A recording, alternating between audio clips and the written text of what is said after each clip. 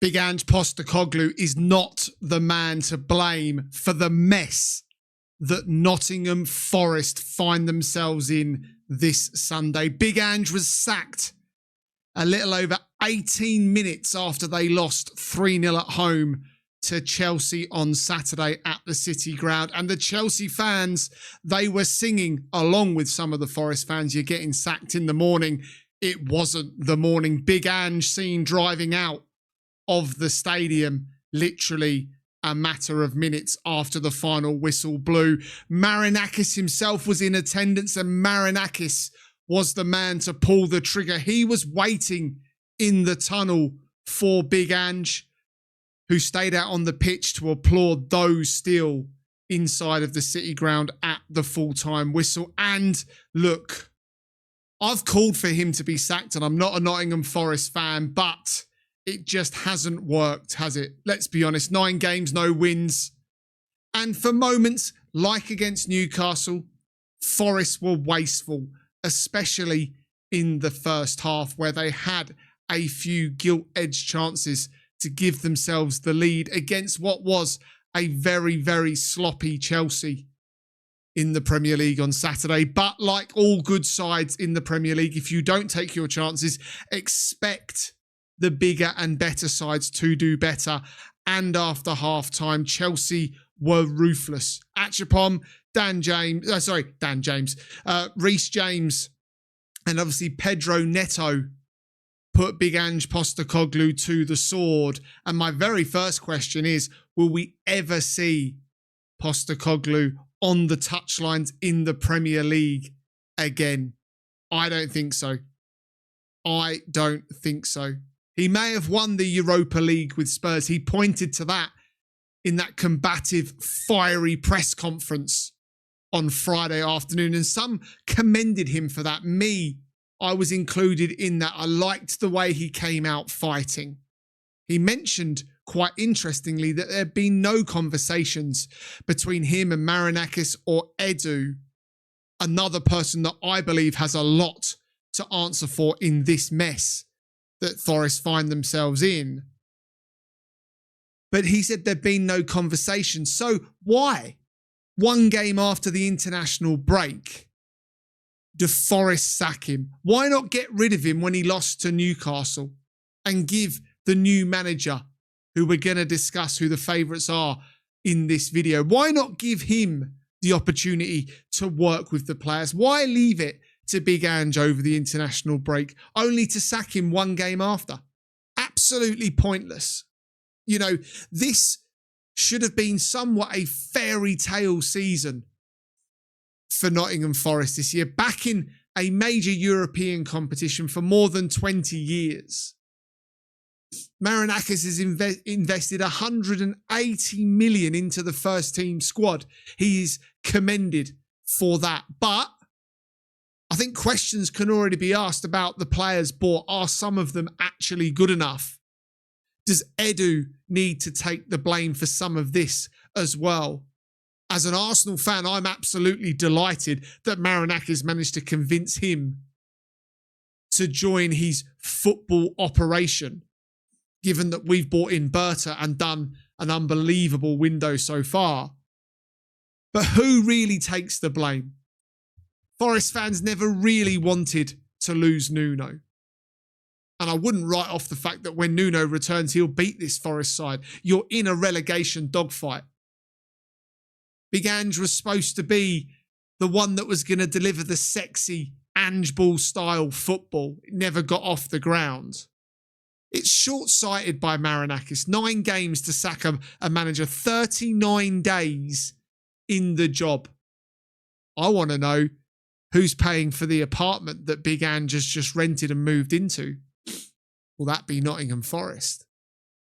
You won't see Ange for a long time now. You won't see him for the rest of this season. Mark my words, he'll turn up back in Scotland for Celtic when Brendan Rodgers leaves at the end of the season. But if I was any manager right now, I wouldn't want the Nottingham Forest job. I wouldn't want to work with Marinakis. And I think all of the blame right now sits with the Greek owner. I really do. Hot-headed, If he'd not stepped in the way he had when he went on the pitch last season against Leicester, when Forest dropped points. I know he wanted Champions League football, but any Forest fan would truly and surely admit that Forest were punching way above their weight. And if they'd been in the Champions League, I mean this with the greatest respect, you would have been a laughing stock. You're not equipped to be in the Champions League. You would have been better to stay in the Conference League where Palace now find themselves. I would have had you as favourites for that competition. You won't do that much, I don't believe, in the Europa League either. But Marinakis should take the blame. Life under Nuno wasn't so bad. You've seen a change in style. And it hasn't worked. That change in style, the players who were apparently spoken to by Ange, who thanked them, who gave a debrief of the game, who rued the missed chances, especially in that first half. Especially in that first half. Forest had 11 shots, but only 2 on target. That has been a familiar story under Ange Postecoglou. You know, and these players have got to take the blame as well. Morgan Gibbs-White, Yates, amongst those to say the players have got to look themselves in the mirror. And if I was a Forest fan, I'd be disappointed by the fact that Murillo likes the comment put out by Forest, the statement that Big Ange has been sacked. That's so unprofessional by a player. And the next incoming manager, for as good as Murillo's been, watch your back. Because clearly there's players that will stab anyone in the back and not shoulder the blame. That's how I take Murillo. Thought he was excellent under Nuno. Not so much under Big Ange, a change in style. But you don't put likes on managers being sacked. That's beyond unprofessional. From a fan's perspective, I understand the tide's turned and they turned fast. The performances haven't been there. The first home performance in Europe against Midtjylland, losing 3-2, first one in 20 years at the City Ground under the lights. It wasn't good enough. Other performances haven't been good enough either. Burnley away, I don't think was good enough. Overall, Big Ange's theory has to change or he will continue to die on his sword at this level. This level is a different level to the Scottish League. This level is a different level to Yokohama or Brisbane Roar. And I think over the coming months, if he does harbour the ambitions and believe like he says he does in himself, then he must find option B and C. Because otherwise, no one will touch him. And it will be a while until someone touches him. Again, in terms of giving him a job. I feel sorry for him, you know, in all honesty, sitting on the, out on the pitch, clapping the fans. It's been a torrid time for the Australian, but it's up. And Marinakis needs to take a long look at himself. But he comes across as the type of character that will put all the blame somewhere else as well. Forest are on fire at the moment. They're in a relegation dogfight. Do I believe they can get out of it? Absolutely. But I actually wouldn't want to be the next manager in through the door. And the favourite who's in advanced talks right now is Sean Dyche. He was sacked back in January by Everton. Everton fans will tell you the style of football you can expect under Sean Dyche. Burnley fans loved it. Why? It kept him in the Premier League. Is that what Nottingham Forest have come to? You know, there's a saying, 2 steps back to go 1 step forward, 1 step forward, 2 steps back, however you want to say it. This feels like more. Sean Dyche is a more defensive version of Nuno Espirito Santo. So where's the longevity now in Dyche? Is it the end of the season? Come in and try and make sure we stay in the Premier League so we can go after Marco Silva at the end of the season. A manager that I've said already, I think his time at Fulham is almost done. Mancini's been linked as well. But look, yeah, sure, Mancini's won the Premier League. He's won he's won with Italy as well at international stages. But he's been out in the in the fields for Saudi Arabia, managing them. He walked away from the job. Mancini's not the answer. He's a hot-headed Italian as well. You know, Mancini's going to want to make changes. Marinakis, is he prepared to put another 150 million in?